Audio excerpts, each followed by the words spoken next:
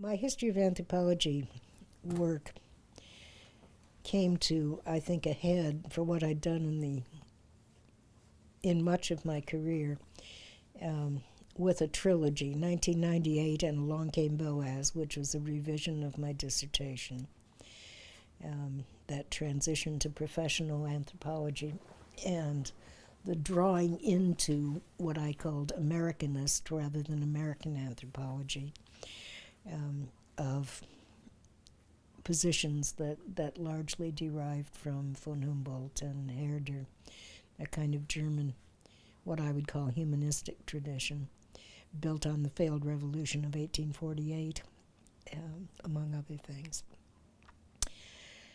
And the second one was a conference volume that Lisa Valentine and I put together, called Theorizing the Americanist Tradition.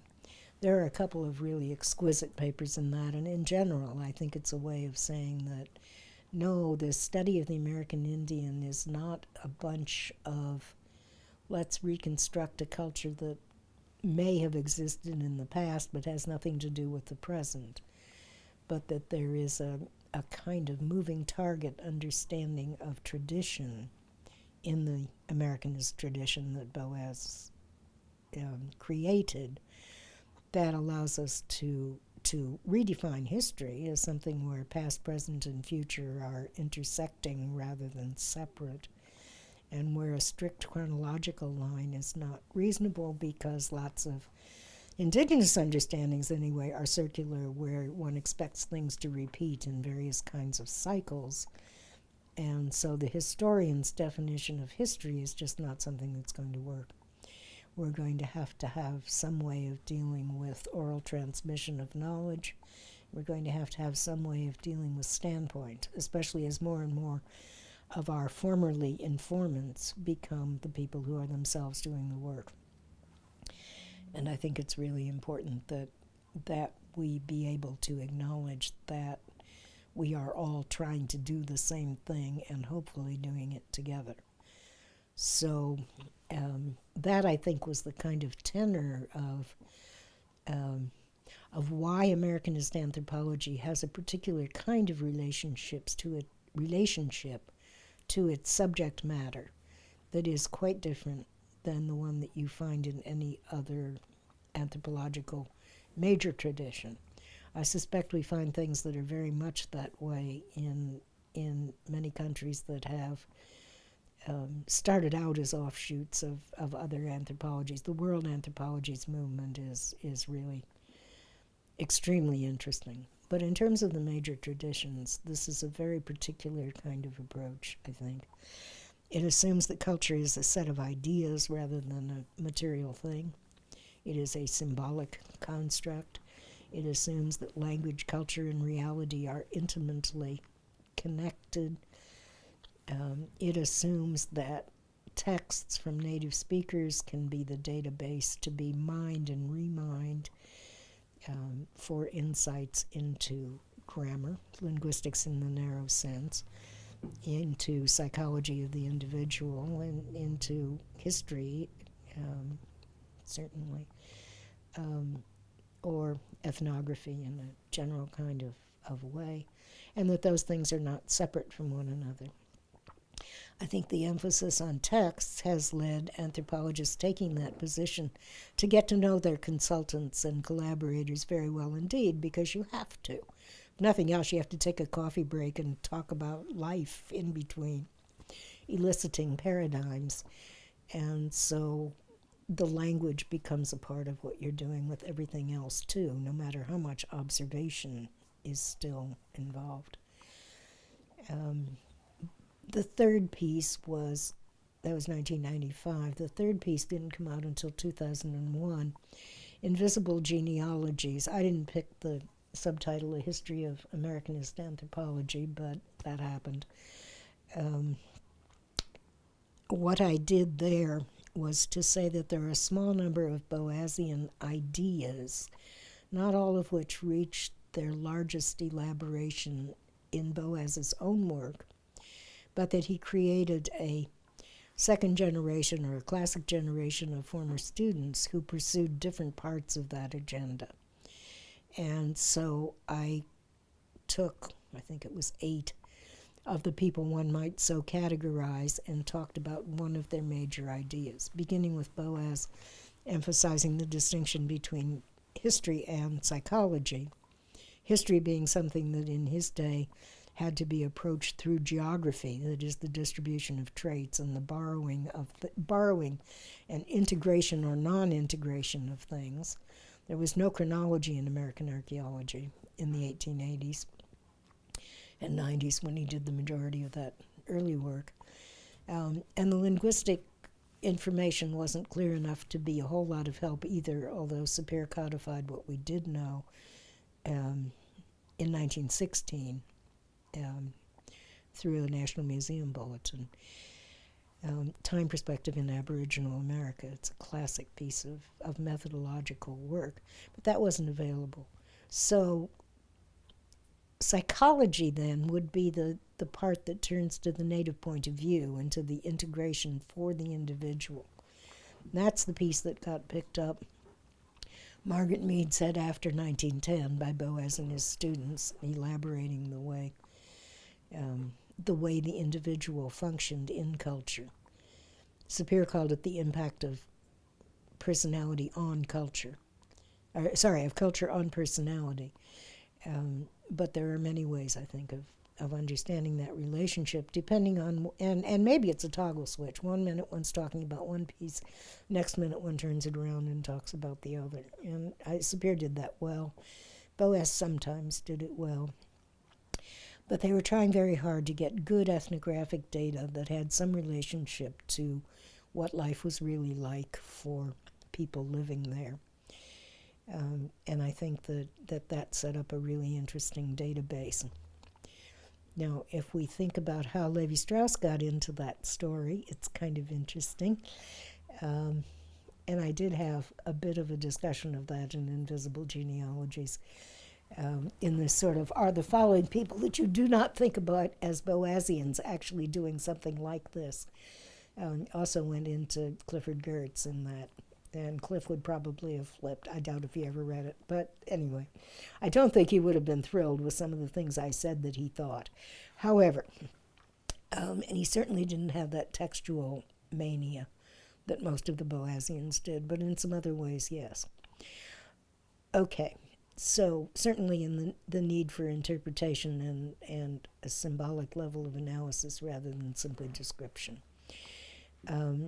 My argument with Lévi-Strauss was most clearly based on La Voix de Masque, where he really does look at all that wonderful data from the Northwest Coast, Boas, and immediate students' texts, and say, well, look, these things are reciprocals of each other, and the mechanism of the borrowing is a reversal of the elements that shows us how it actually works, and that gives us the very specific character of each of the cultures.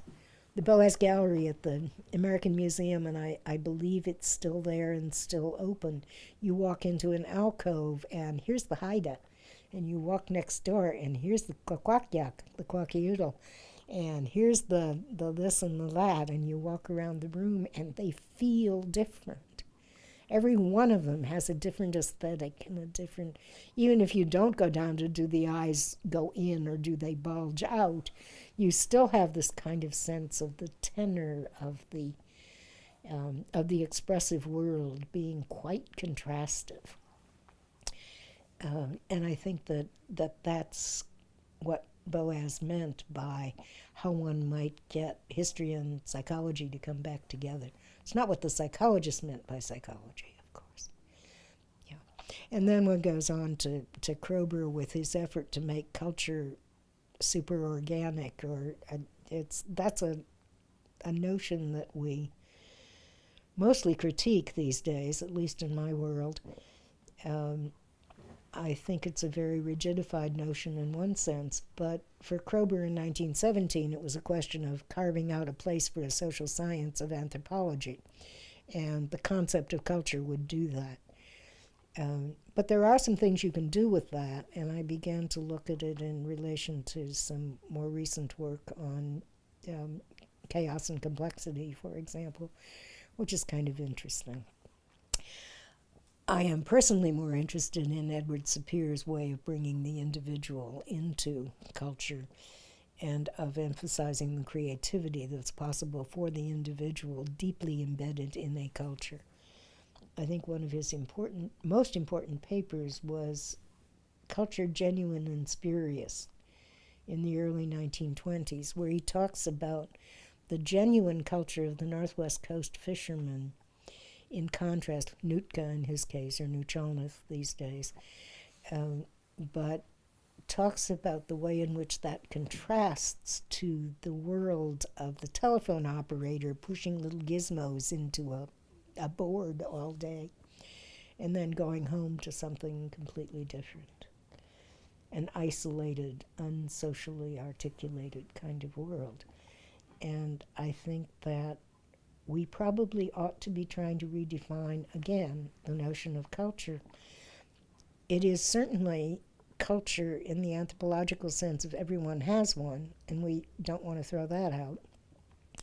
But we also want to be able to talk about culture as something that brings value.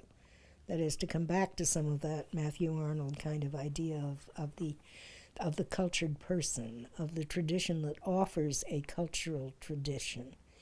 So I have found myself talking about the universal existence of civilization rather than culture, simply because the word civilization makes it much. You can't say savage civilization, no matter how much you may want to denigrate what you consider to be savage traditions. Okay? This is really interesting. And I think, again, there's a nice Lévi-Straussian connection, because Lévi-Strauss would have been perfectly happy with that. He was interested in universal ideas in a more rationalist sense than I would be, but nonetheless, by looking at the distribution of a bunch of things and the way that they contrasted in their integration with what happened elsewhere, you begin to see how the human mind uses symbols to think about things. And I think that's correct. It is the details of how every particular tradition does it. But within that argument, you can study Parisian French intellectuals just as well as Northwest Coast fishermen, and that's okay. When I teach Lévi-Strauss, I usually start with the method. Now we're going to read two papers, Oedipus and Astaval. It is, we're going to look at the fact that he treats them in exactly the same way, and correctly, obviously, because the same kind of analysis occurs. And I think it's a very Boasian understanding of how things are integrated, borrowed, rejigged by peoples who come in contact. I wrote one paper in which I argued that Lévi-Strauss was a Boasian on basically this kind of argument. During the Second World War, when he was stuck in New York for a while, I think he considered this exotic field work, the same as he did the Amazon. But he fell in love with the antique and art and gift shop culture of New York City in the interwar years, in the war years. And it was a way of trying to understand how his European notion of the cultured person might be articulated with some of the stuff that he saw in the Northwest Coast, particularly art. That is, of course, an inaccurate term. It is the Northwest Coast from the point of view of an American. It is the North Pacific Coast from the point of view of a Canadian. And I do point that out periodically. Okay. Anyway, and I went on to talk about some other things that perhaps don't flow so directly here. But the next project I got offered a chance to do, and it came from Matt Bakovoy as the then new editor in 2008 at Nebraska. And he thought what he'd like to do for a signature project was a documentary edition of the Boas papers at the APS. Neither one of us knew how complicated that was. But I said, well, maybe. So I talked to some people at the APS where I had contacts that he did not at that point. Anyway, he does now. And we began to figure out how that might look. And it coincided with some funding opportunities in Canada. So we got a workshop grant to get together some people from both sides of the border and one from Germany, just to talk about whether this was going to work or not and how one might go about it. And the group of people that came to that conference were the ones who contributed, or who were the initial editorial board for the project. We also, the thing is, it's based at the University of Western Ontario, but we are also partnered with one of the Kwakwaka'wakw bands in BC, the folks at Gwai, Kingdom Inlet, and we are also in close touch with a lot of individuals in both at the University of Victoria and the University of British Columbia, and have some very close research ties with the Union of British Columbia Indian Chiefs, which is the interior folks more than the Vancouver Island. So it's been a third ethnographic immersion, I suppose, for me.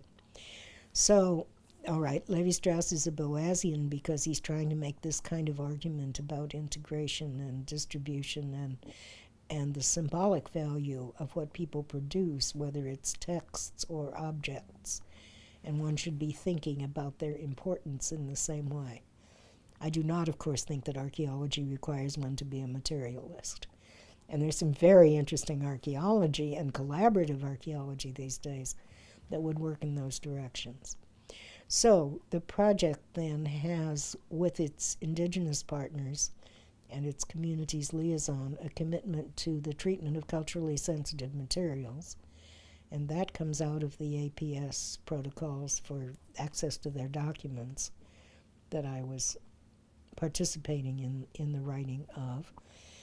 And the second prong would be to return the materials to the communities because they have not been accessible for a long time. And people don't know what's there, never mind how they might get at it to use it.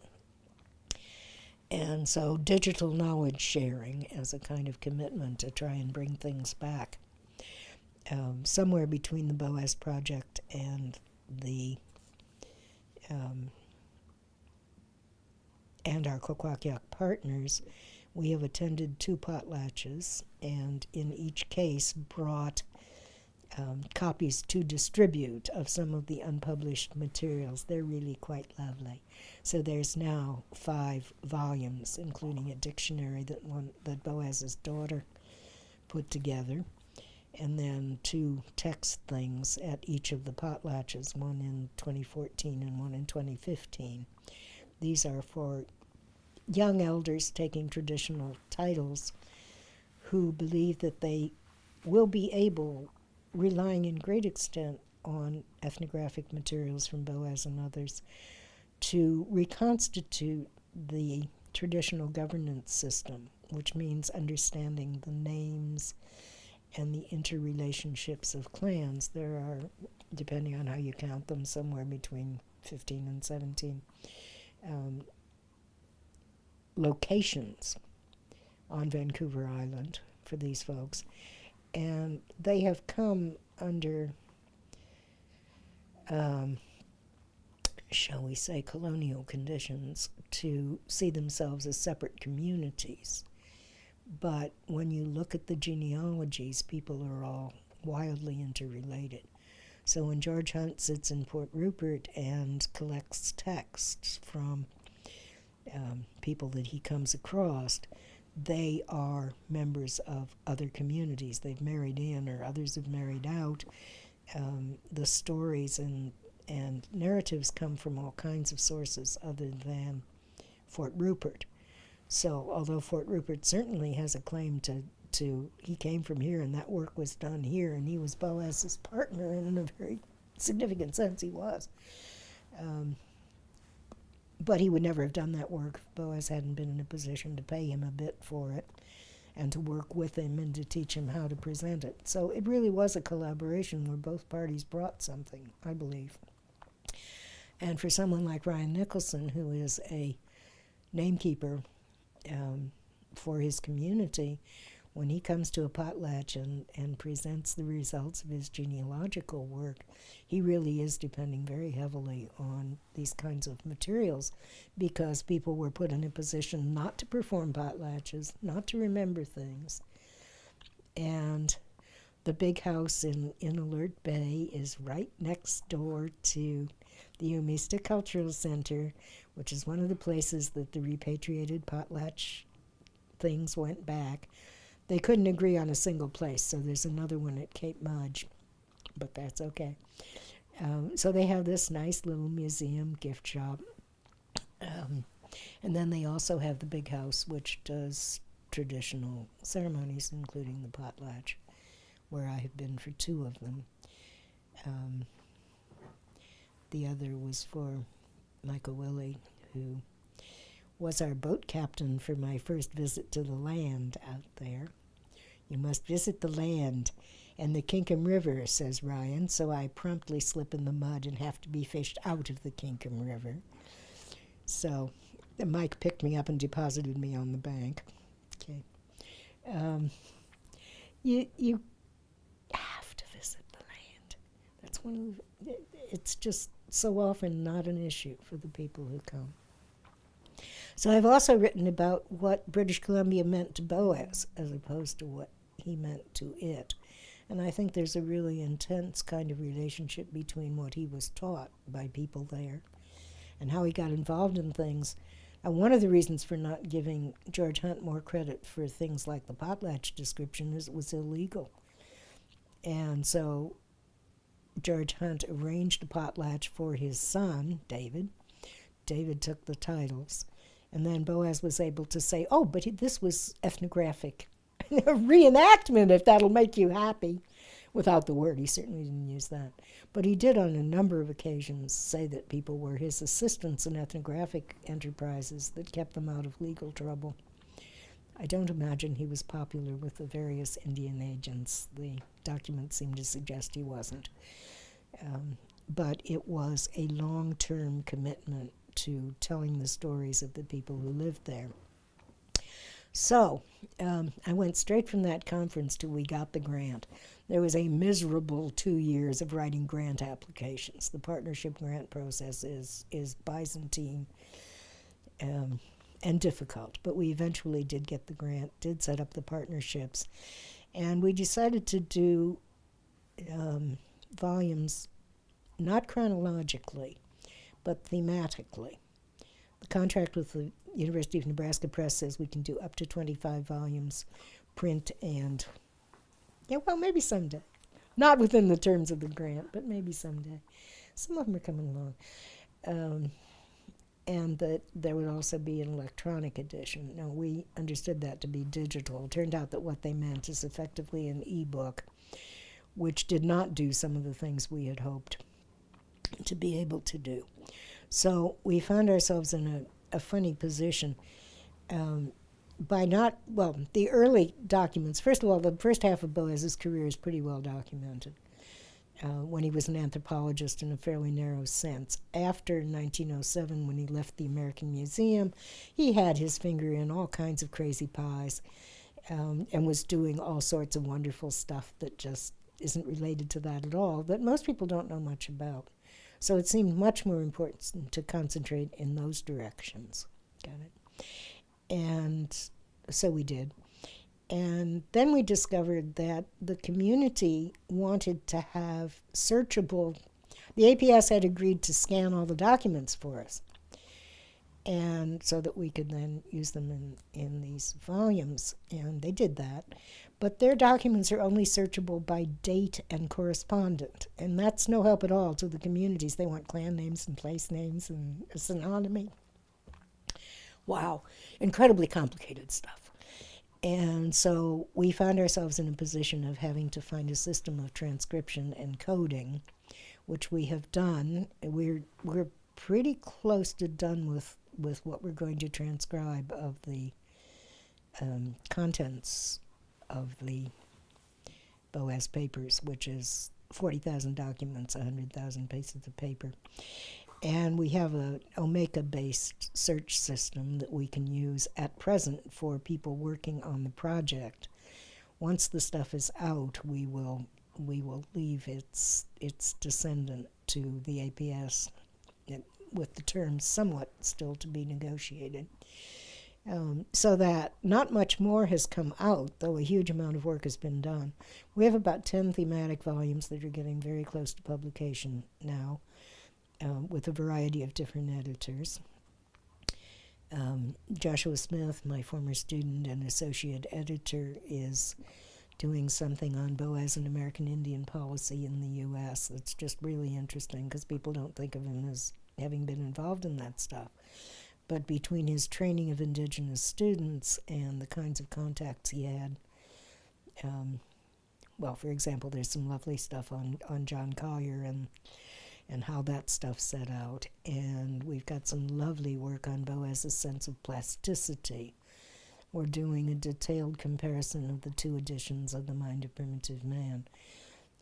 I'm working on that stuff, and it's fascinating when you take it into the epigenetic stuff and say, this guy was so far ahead of his time that it's insane. Somebody has to still pick up the Afro-American kind of work, because that was pretty exciting too, and a lot of it. And so there's just one after the other kind of piece of things hanging together. We have about 50 people working on one or another volume.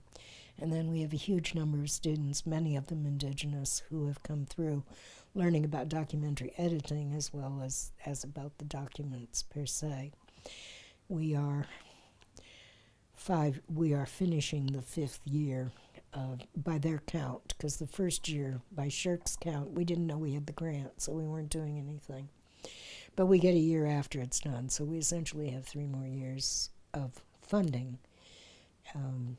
But the contract with the press and the arrangement with the APS will not end. So I think that I don't know that it'll ever be 25 volumes, but I think we're going to get quite a lot out. It's not a documentary edition in the sense that the archival community might conceive it, but I think it is one that's useful to both indigenous communities and anthropologists, linguists, other related folks, and that it's been very worth doing.